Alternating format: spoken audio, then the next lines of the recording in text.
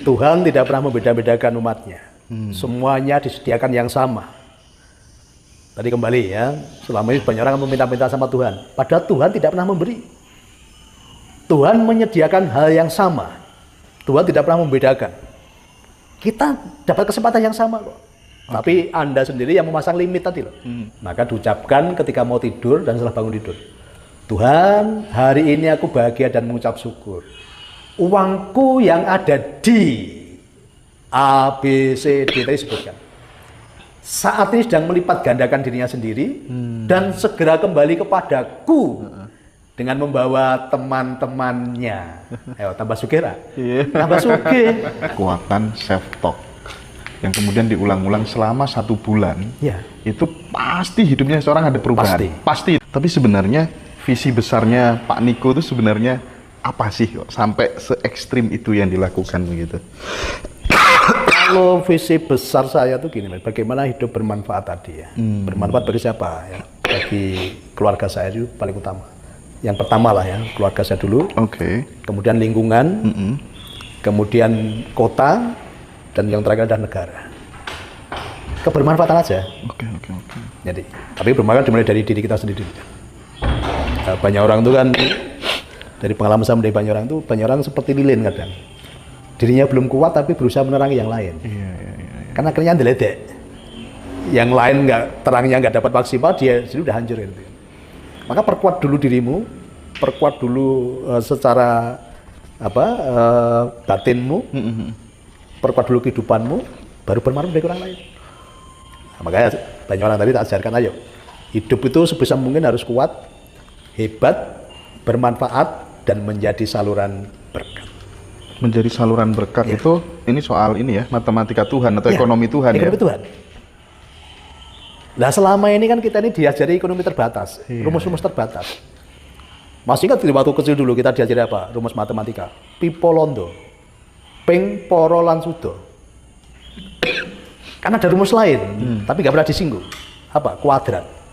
Kuadrat bicara apa? Pelipat gandakan. Melipat gandakan. Iya. Tapi selama ini kita terbatas dengan rumus-rumus yang tadi diajarkan tadi. Keterbatasan. Satu-satunya batasan dalam hidupmu adalah logikamu. Iya. Nah, banyak orang udah masang limit dalam hidupnya. Jadi satu-satunya batasan dalam hidupmu adalah logika. Maka jebol limit itu karena semesta tidak pernah kekurangan bahan. Pak, ngapunten. Jadi saya sering diprotes orang gara-gara karena saya mulainya kan dari nol, ya kan, dari nol. Bapak saya meninggal sejak saya kecil gitu ya. Terus kemudian saya mulai belajar melipat gandakan sumber penghasilan. Yang tadinya 4 jadi 8, 8 jadi 16 dan seterusnya begitu. Tapi ternyata itu katanya itu nggak berlaku buat umum. Nah, ini yang kemudian saya pengen konsultasikan ke Pak Niko. Sebenarnya bagaimana sih gitu? Tuhan tidak pernah membeda-bedakan umatnya. Semuanya disediakan yang sama. Tadi kembali ya, selama ini banyak orang meminta-minta sama Tuhan. Padahal Tuhan tidak pernah memberi. Tuhan menyediakan hal yang sama. Tuhan tidak pernah membedakan. Kita dapat kesempatan yang sama kok. Tapi Anda sendiri yang memasang limit tadi loh. Berarti kan udah menutup kan nggak berlaku untuk semua orang. Kan banyak berlaku untuk dirimu. Nah, berarti Anda yang tidak mau menerima itu. Kenapa nggak ngomong, oh kalau Hendra bisa, aku pun juga pasti bisa. Kalau Niko bisa, aku pun pasti bisa. Yang membedakan cepat dan tidaknya sesuatu yang sudah kita create menjadi kenyataan itu variabel apa saja Pak Niko? Ya, ikuti prosesnya. Ya, kemudian menghapus rasa-rasa yang nggak enak tadi. Kemarahan, kebencian. Termasuk belief-belief negatif. Program-program yang lama yang ditanamkan tadi loh. Itu dihapus dulu, kosongkan dulu. Maka ada istilah apa? Lapang hati, lapang rezeki. Lapangkan hatimu dulu. Ya. Sampah-sampah dibersihkan dulu. Kalau sampahnya udah bersih, otomatis rezeki itu udah masuk. Makanya ada satu pengajaran ya. Kalau kamu berdoa, kalau kamu menghadap Tuhan, ampuni dulu kesalahan saudara-saudaramu. Artinya apa? Nggak ada kotoran, nggak ada sampah dalam hatimu. Bersihkan sampah-sampah itu. Semakin cepat membersihkan sampah itu, sesuatu yang baru akan segera masuk. Tapi kalau di hatinya masih penuh dengan sampah, yang baru akan masuk. Hatimu penuh. Maka banyak orang ketika masih menyimpan sampah dan kotoran lama kan hatinya sesek. Iya, Pak. Wah, sesek rasanya. Karena apa? Sampah yang kamu simpan. Kosongkan. Lepaskan semua. Yang baru akan masuk. Makanya kami rubah. Contoh ketika tadi ada orang, Pak, saya itu ketika ingat si A, si B, sakit, Pak. Loh, kenapa sakit? Itu dulu menipu saya, Pak. Maka di tempat saya rubah. Kan orang selalu katakan, uangku ditipu, uangku hilang. Saya kasih pelajaran, Mas Indra. Uang itu tidak bisa hilang. Ingat-ingat ya. Uang nggak bisa hilang. Uang tidak bisa hilang. Oke, tak praktekkan langsung ya. Nah, dengan itu banyak orang akhirnya mengalami kelimpahan gitu. Oke, ini kan uang saya ini. Oke. Uangnya bisa hilang nggak? Enggak. Nggak kan? Nggak. Ya, sama. Berarti uang itu nggak bisa hilang. Uang saya itu cuma berpindah tempat, apapun judulnya. Oke. Ya, orang itu mau menipu kayak, mau kita pakai untuk belanja kayak, mau kita pakai untuk bisnis kayak, kan tetap uang saya itu. Jadi uang itu nggak bisa hilang. Dia hanya pindah tempat. Hanya pindah tempat. Maka saya ajarkan ke mereka doanya begini ya. Tadi saya kasih penerimaan dulu. Uangmu nggak hilang, uangmu cuma berpindah tempat. Maka diucapkan ketika mau tidur dan setelah bangun tidur.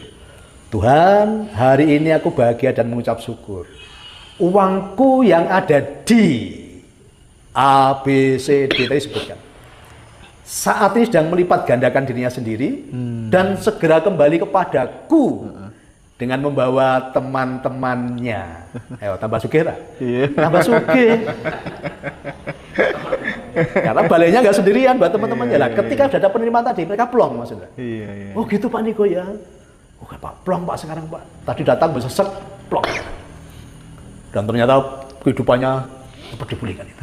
Ketika udah mengampuni, melepaskan tadi. Ketika melekat kan berat tadi. Lepaskan. Tapi dengan tadi membaca mantra tadi. Tuhan, hari ini aku bahagia dan mengucap syukur. Uangku, karena uang nggak bisa hilang. Cuma berpindah tempat. Uang itu biasanya cuma berpindah tempat atau berubah bentuk.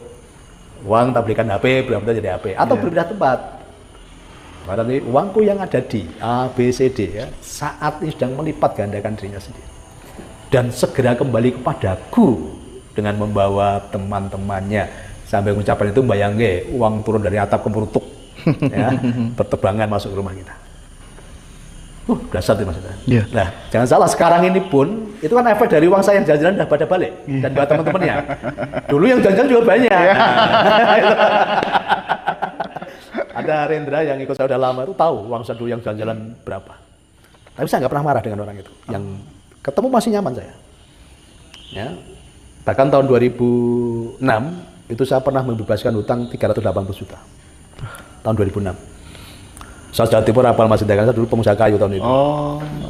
Punya ada kayu jatinya saya pasti apal. Dan saya punya uang di sana banyak. Tak bebaskan. 380 juta waktu itu ya udah besar ya. Iyalah, sekarang karena saya tahu ilmu tadi. Iya, paham. Nah, kayak tak tribuni, tapi ya ada yang ini yang udah tak bebaskan itu, selang 3 hari datang lagi mau pinjam. Dan akhirnya kami udah nggak usah pinjam, kasih. Kasih. Sebuah kekuatan yang luar biasa dari kata-kata. Memiliki energi penciptaan. Makanya ketika kemudian saya nggak tahu, saya teringat videonya Pak Niko kalau nggak salah tentang kekuatan self-talk yang kemudian diulang-ulang selama 1 bulan. Itu pasti hidupnya seorang ada perubahan. Pasti itu pasti, ya Pak? Bisa dipraktekkan. Bisa dipraktekkan. Nah, selama ini tanpa disadari, kita ini setiap hari kan melakukan pembicaraan batin tadi loh. Ngomong dewe kan. Itu 60.000 kali. 60.000 kali. Yang tidak disadari. Yang di batin. Kalau yang kata-kata ini paling banyak 20.000 kali. Oke. Nah, parahnya gini Mas Indra ya. Ini kejadian waktu kecil pun masih diucapkan di sini kok. Contoh ini semua banyak orang mengalami waktu kecil. Pernah nggak kita merasa kayak dianaktirikan oleh orang tua kita? Dibedake. Ya, misalnya kita sering dikongkon terus gitu kan. Wah, aku dibedake. Dulu nggak pernah dikongkon, aku dikongkon terus. Karena hampir semua mengalami. Seperti kita dianaktirikan gitu kan. Itu memori itu terekam. Bahkan ada klien saya, orang tua udah mati itu rekamannya masih. Jadi saya diomyangke gitu loh. Mama aku disuruh sayang, aku dibeda-bedake. Lah kan tak rubah. Ya, dirubah penerimaannya. Loh, kalau kamu itu dulu dibedakan, kamu itu sering dikongkon, kamu sering di ini, saudaramu enggak. Kenapa? Orang tuamu melihat kamu itu anak yang baik.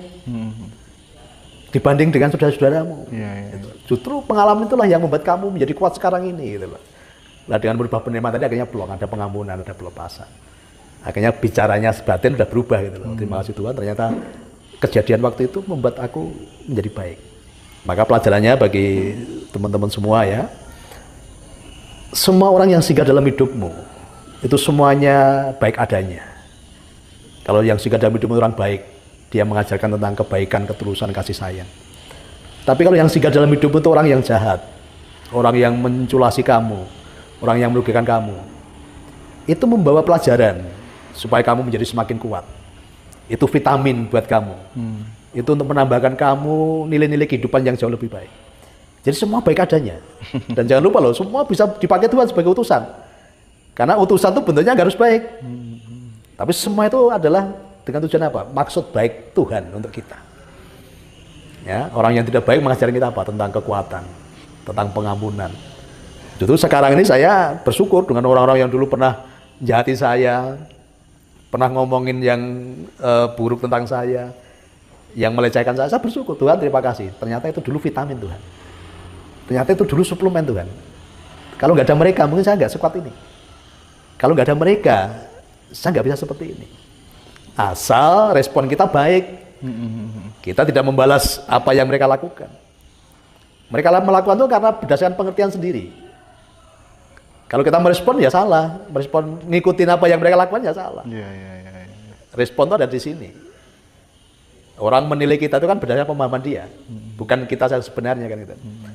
Tapi kalau kita terpengaruh dengan penilaian orang ya berarti kita sama seperti mereka kan gitu. Karena nilai kita tidak ditentukan oleh apa kata orang, tapi apa kata Tuhan yang ada dalam diri. Jauh lebih penting. Gitu kan? Oke Pak Niko, sebelum kita nanti break dan saya mungkin minta satu termin untuk bicara spiritual nanti Pak Niko. Istirahat dulu tapi ya. Tapi ada satu pertanyaan begini Pak Niko. Levelnya Pak Niko ini kan sudah bukan intermediate, sudah bukan basic lagi, udah advance lah ya. Nah, orang ketika sudah berada di advance, caranya mendapat rezekinya kan tentu berbeda dari yang basic. Yang basic itu butuh effort yang luar biasa. Afirmasi harus diulang-ulang. Tapi saya yakin deh ketika kemudian sudah di advance itu kadang baru batin gitu aja kadang terjadi. Bener Pak nggak sih? Jadi betul ya. Jadi apa yang terjadi sekarang ini Mas Indra, ya, kalau orang-orang saya dulu udah nggak kaget. Karena semua udah tak ucapkan.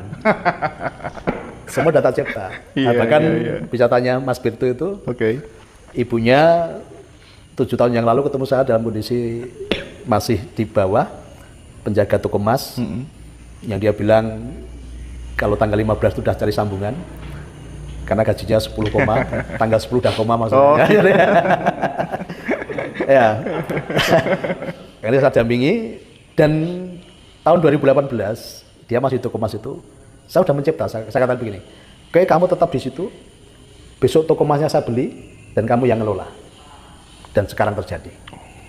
Jadi dia masih simpen chattingnya itu. Jadi dia kalau baca chattingnya itu nangis. Jadi semua ini udah tak cipta. Ya, bahkan tadi batin aja, maka nanti di level di spiritual nanti ya, ada namanya cipta, rasa, karsa. Mencipta, merasakan, action. Ya, nah sama ini banyak orang menciptanya pada salah tadi kan. Kemudian setelah itu latihan. Nanti kalau sudah di level yang lebih tinggi, cipta dadi, sabda dadi. Ya, cipta dadi, sabda dadi, dan rasa dadi juga. Batin we dadi kan. Batin we tembus kalau orang kan itu. Itu latihan, artinya perlu latihan gitu kan. Baik Pak Niko, sebelum kita lanjutkan ngobrol tentang spiritualitas gitu ya. Kayaknya berbicara tentang penciptaan pribadinya Pak Niko ketika masih muda sampai sekarang gitu, itu penting untuk kita dengar gitu Pak. Gimana itu Pak? Jadi sebelum saya tahu ilmu tentang metafisika ya, sebelum saya mendalami dan masuk sebagai konsultan metafisika, ternyata saya sudah mempraktekkan. Ya, jadi saya tuh dari dulu tuh selalu berpikir bahwa selalu ada jawaban. Semesta itu selalu menyediakan jawaban. Jadi waktu saya lulus sekolah, ya, saya tuh pengen punya mobil Mas Indra. Nah saya tuh ngomong sama Tuhan, aku pengen mobil Tuhan gitu. Nah yang saya lakukan dengan mengucapkan tadi, saya selalu membayangkan ketika saya naik kendaraan umum atau saya sedang naik motor, saya selalu membayangkan nyetir mobil saya sendiri. Gitu. Akhirnya dalam perjalanan, ya saya dapat hadiah dari bos saya saya dapat mobil dari bos saya. Tanpa beli. Tanpa beli. Ya. Nah, kenapa tanpa beli? Karena saya menciptanya sudah pas tadi. Karena saya ngomong, Tuhan, aku pengen mobil. Caranya saya selalu serahkan ke semesta. Jadi saya nggak pernah mendikte semesta. Yang penting saya tadi pengen mobil. Nah, lain lagi kalau saya bilangnya, Tuhan, aku pengen beli mobil. Nah, saya harus keluar uang kan gitu. Nah, makanya cara nggak usah dipikir. Karena cara itu wilayahnya semesta, wilayahnya Tuhan. Yang penting kita mengajukan, kayak kita milih katalog, kita mengajukan katalog. Ya, Tuhan tadi ibaratnya semesta ini berkelimpahan, banyak katalog di situ, tinggal apa yang kita inginkan gitu. Nah, jadi saya dapat mobil pertama dikasih orang ya, yang ngasih bos saya. Nah, sayangnya waktu saya kan bangga itu ya, bangga senang gitu kan. Nah, saya cerita ke banyak orang. Ke teman-teman, ke saudara kan itu kan. Jawaban teman-teman saya sama saudara itu nganyel ke. Ya lumrah wae kan itu kan. Sungai bosmu kok gitu. Nah, ternyata itu membuat saya agak nggak terima gitu loh. Ya udah saya lapor Tuhan akhirnya. Tuhan, kok belum Tuhan? Kok teman saya, saudara saya menganggap ini hal yang biasa. Tuhan, aku mau mobil lagi. Yang tidak ada hubungannya dengan siapapun.